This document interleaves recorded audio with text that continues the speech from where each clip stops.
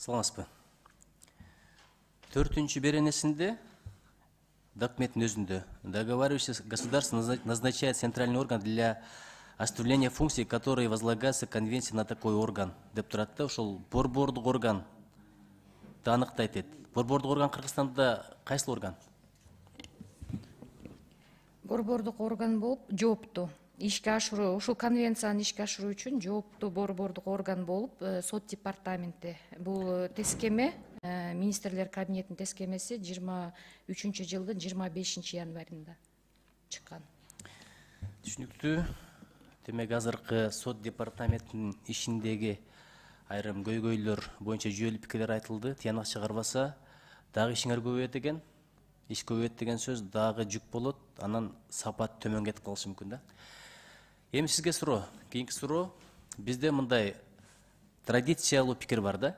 Алимент дегенде эркек төлөйт, баласын карабагандыгы үчүн. Баласы үчүн төлөйт деп туурабы? Мисалы, бала атада калды. Аялы Америкага кетип калды. Ошол учурда алда төлөш керекпи? Мен жообун билем, бирок эл журт үчүн түшүнүктүү болуш үчүн сизге суроо берип атам. Ооба, сөзсүз түрдө андай нерселер дагы бар. Бизде 22-жылдын ичинде 127 аял ошо эркектерге төлөп келет алиментти. Себеби өткөндө мен аталарга кайрылганмын, ата болуу милдет.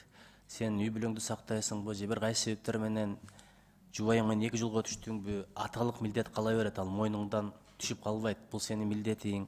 Ошон үчүн буга жоопкерчиликтүү карайлы, суратпайлы, конвенцияга кол койдурбайлы, аркадан сот менен издетпейли, төлөгөн жакшы деп пикир айтсам, ажырашкан деген аялдар да күнөөлүү, тигинде мындай деген пикирлер айтылып кетти да. Ошону улам сурап атам. Бул бир эле аялдардын мойнундагы эмес. Эгерде бала атада кала турган болсо, апалардын да мойнундагы милдет болуп калат, туурабы? Туура.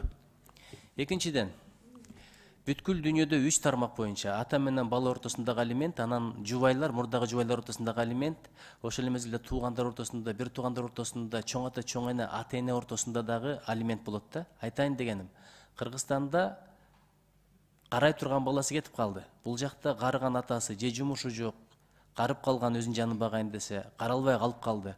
Ошолорго карата алимент алса болобу? Сөзсүз түрдө болот, бирок Кыргызстанда андай пока жок да бизде азыр. Эми Кудай бетин ары кылсын. Өткөндө бир жерде бир суроо берсе, акыркы жолу качан ашка калдың эле деп бир да адам жооп бере алган жок да.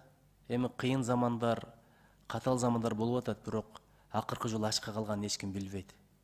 Ачкадан өлгөндөр тууралуу маалымат өтө эле аз, бирок азыр токчулуктан өлгөндөрдүн заманы да. Операция болуп аткан, өтүн алдырып аткан, бөйрөгүн алдырып аткан.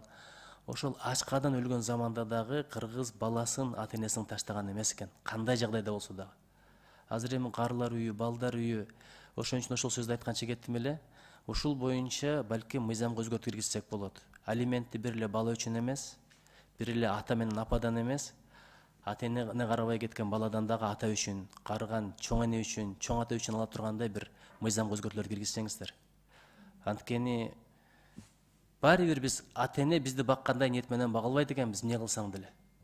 Бала ата эне үчүн биринчи орунда турат экен, ата эне бала үчүн канчанчы орунда турат бир жараткан билет. Багып аткандар да бар, бирок алар орой айтканда эми чыдап турсам көз өтүп кетет деп багып атат. Кыйналып, төрөлүп, кызыл балапан кезде ата энелер чоңоюп кетсе экен, элге кошулуп кетсе экен, аман болсо экен деп баккан. Баары бир эки адамдын, ата менен баланын бири-бирине болгон мээрими, салымы салыштырып болбойт. Ошон үчүн мен силерге сунуш кылат элем, ушул багытта дагы мыйзам долбоорун даярдасаңыздар. Ата энесин, карыган чоң ата, чоң энесин оорукчан бир тууганды таштабагыдай, эгерде таштап кете турган болсо, алимент төлөй тургандай бир мыйзам бизге керек. Чоң рахмат. Кечиресиздер, жооп берип койсоңор болобу? Бул үй бүлөлүк кодексте ошол нормалар бар. Балдары эне аталарын багыш керек деген милдет. Анан азыр сурасам, андай биздин мыйзамда жок деп атпайсызбы? Жок, мыйзамда ал бар, бирок андай кайрылуулар бизде жок дегеним да. Кайрылуулар. Ооба, ооба. Эгерде кайрыла турган болсо, алимент алса болот, туурабы? Сөзсүз түрдө.